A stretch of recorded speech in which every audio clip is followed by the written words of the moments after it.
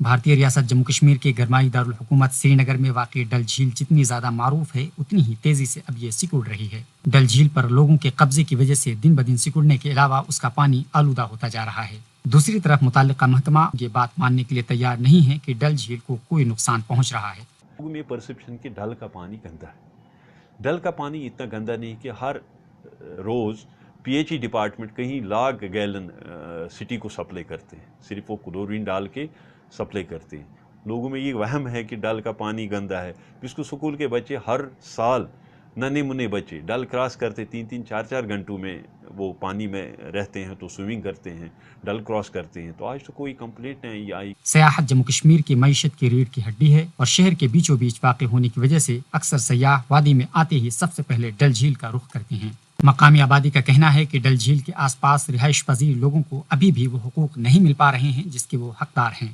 جھیل کے کنارے رہنے والے یعقوب دونوں کا کہنا ہے کہ ڈل جھیل کا پانی بالکل صاف ہے اور اس کا رقبہ بھی وہی ہے جو معروف سفیر اور تاریخ داں سر والٹر لورنس نے اپنی مشہور کتاب دی ویلی آف کشمیر میں لکھا ہے۔ ڈل کے جو لوگ ہیں وہ انکریجمنٹ کر رہے ہیں، یہ بات بھی میں ماننے کے لیے تیار نہیں ہوں۔ پانی اس کا صاف ستھرا ہے، ڈل وہی کا ہے، وہی جو اس کا رقبہ تھا وہ وہی پہ مشتمل ہے، نگین بھی ادھر ہی اسی رقبے پہ مشتمل ہے، کہیں شرک نہیں ہو چکا ہے۔ یہ سب پروپیگنڈا ہے۔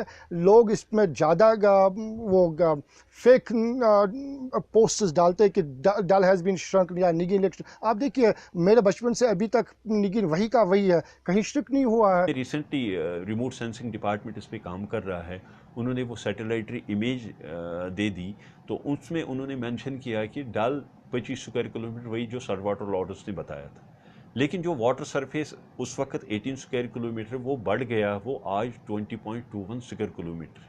اس کا مطلب ہے کہ ابو 2 square kilometre area water surface بڑھ گیا۔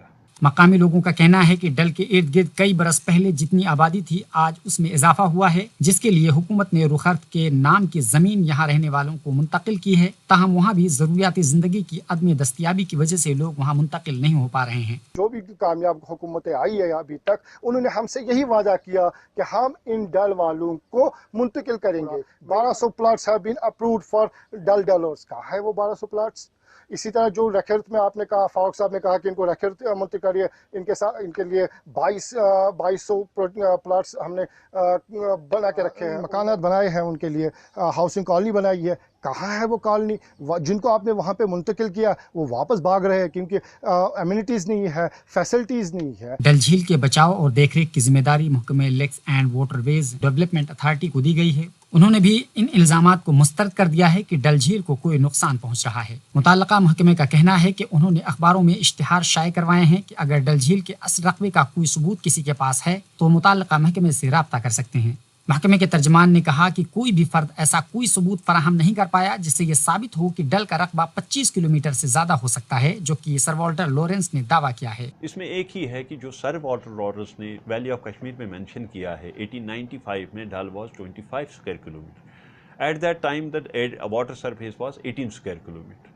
دوسرا جو ہم نے کام کیا، ڈریج آؤٹ مٹی، سپوز NFR تھا حضرت بل تک، اس کو ڈریج آؤٹ کیا، ریمول آف رادس کیے، جتنے بھی ریہیبلیٹیشن ہم نے کی اس کے لیے جو جتنے بھی مکانز تھے وہ ہم نے ڈریج آؤٹ کیے۔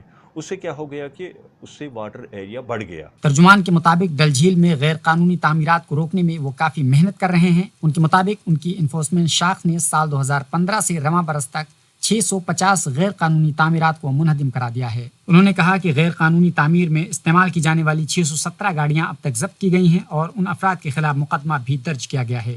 سب سے پہلے میں آپ کو یہ ایک بات بتانا چاہتا ہوں کہ ڈل ہمارا ایک اثاثہ ہے، کیونکہ یہ ٹورسٹ اٹریکشن ہے۔ اسی لیے گورنمنٹ نے ایک autonomous body JNK lakes and waterways بنائی گئی تاکہ ڈل کو کنزرو کرے۔ کہ جو ہماری انفورسمنٹ ونگ ہے اس کے لیے گورنمنٹ نے ہمارے پاس ایک enforcement officer DSP mister Sohail صاحب ڈپیوٹ کیا ہے 2015 سے۔ انہوں نے آج تک 615 ایلیگل کنسٹرکشن جنہوں نے کی ان کے لیے ڈیمولشن ڈرائیو کر دی۔ باقی جو FIRs لاج کی ہیں وہ 617 کے قریب ہیں، اور 62 جو ٹپرز مٹیریل ایلیگلی لیتے ہیں اس کے لیے بھی FIR کنسرن تھانوں میں پیش کیے جاتے ہیں، تو وہ گاڑیاں بھی سیز ہو جاتی ہیں۔ باقی لوگوں کو ہم نے مطلع کیا اخباروں کے ذریعے، کوئی ایلیگل کنسٹرکشن اپنے ہاتھ میں نہ لیں۔ اس میں ایک اتھارٹی بوکا بلڈنگ پرمیشن اتھارٹی ہے، جو باضابطہ لوگ جو سپوز سنجیدہ لوگ ہوتے ہیں تو وہ اپلائی کرنے کے بعد ہی یہاں سے پرمیشن حاصل کریں۔ ریاست جموں کشمیر کے مشہور ڈل جھیل کی صفائی میں جہاں lakes and waterways development authority کے ساتھ ساتھ یہاں کے باشندے بے بسی اور لاچاری اظہار کرتے ہیں، وہیں پہ دونوں اطراف سے یہی صاف ہے کہ ڈل اپنی شکل میں پورا موجود ہے، کوئی بھی غیر قانونی قبضہ اس پہ نہیں کیا گیا ہے۔ معراج احمد، ETV بھارت، شری نگر۔